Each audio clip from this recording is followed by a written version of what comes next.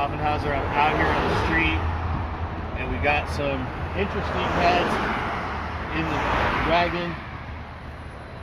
These are Packard V12 heads, and it's an interesting story. When Bell Foundry shut down, there were patterns left at Bell. Obviously, all of the offie patterns, many of them were at Bell.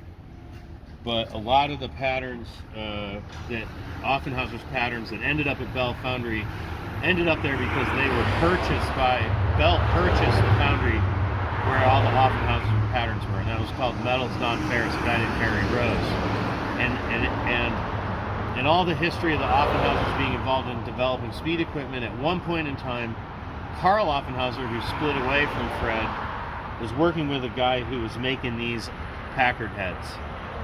And this tooling was at Harry Rose's foundry, and when Rose sold to Bell, Bell moved the castings to, Harry moved the castings to Bell and the patterns to Bell, and they sat at Bell.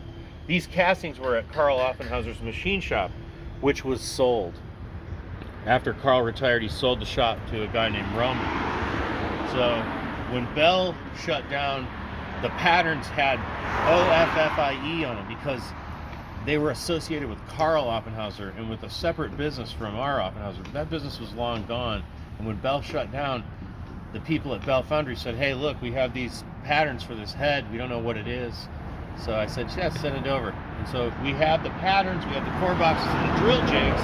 And then when Vince at Offenhauser saw that pattern, he said, "Wait a minute, I remember that pattern. I remember that."